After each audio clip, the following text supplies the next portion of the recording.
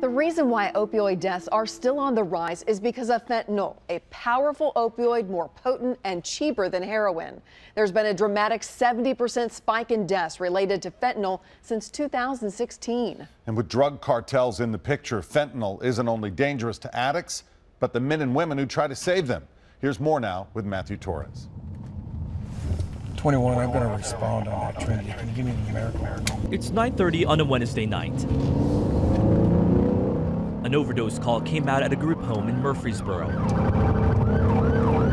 In a matter of minutes, the patient is in the back of the ambulance. It's unclear exactly what drugs were used, but he's alive. The call came in as a syncope, which means the patient passed out and they don't know why. It's like any other night for Brandon Smith. You do still get the adrenaline rush that you usually do when you started the job.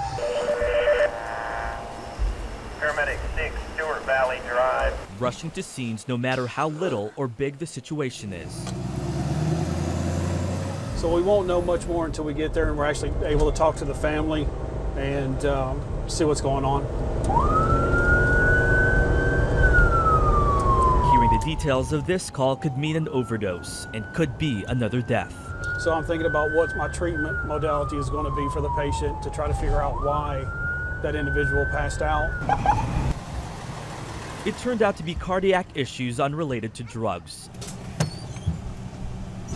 Let's go ahead and get the stretcher set up. For Smith, though, it's only a matter of time before he has to revive someone from an overdose. Sometimes you'll get several overdoses in a shift, and then a couple shifts go by, weeks go by, and you won't get one.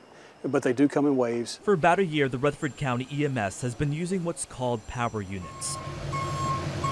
Crews and ambulances roaming and ready when an overdose call goes out. They're right there, they're ready to go, they're in their trucks, and time does matter.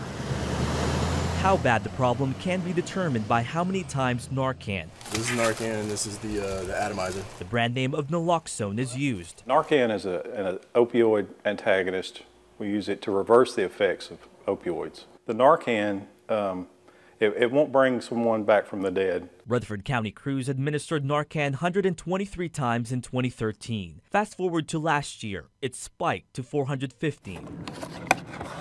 Anyone is able to buy and learn how to use the life-saving drug and is even a part of take-home overdose kits. You put this up their nostril and you push, but you have to push fast enough for it to atomize out of this little foam atomizer.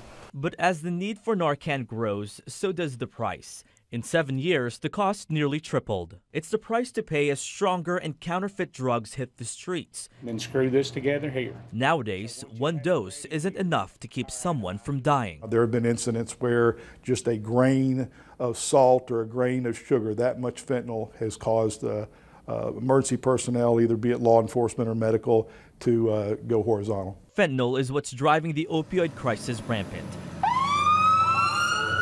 You know, you have an active shooter tomorrow somewhere across this country, it gets a lot of focus and a lot of attention. I'm telling you, we're having mass casualty events in this country every day as it relates to the opioid crisis and overdoses. TJ Jordan, the Tennessee Bureau of Investigation, says majority of the fentanyl initially came from China until its government began tightening its belt last year. It became prime opportunity for Mexican drug cartels to infiltrate U.S. communities. Pill press machines in home labs are being used to mix fentanyl into other drugs like heroin or cocaine, and users may not realize it. So buying the drugs off the streets could be a death sentence. What happens is you might get one pill right out of the gates that has no fentanyl in it, and then the next one may have some sprinkle, and then the next may have some spattering, and then the next may be just a mostly high content of fentanyl. In 2014, the TBI lab tested 34 positive samples of fentanyl or similar drugs found from scenes. So far this year, the number skyrocketed to 841. Almost running to the fire as opposed to running away from the fire. But now the TBI is dealing with people wanting something stronger despite countless warnings as addicts use the drugs in group settings. Drug addicts are using together with their colleagues in an attempt to, if they crash, that there's somebody there to revive them. And with recent opioid laws, there are concerns the use of fentanyl or heroin will increase, especially from the pain community. And there's got to be people worse out there than me.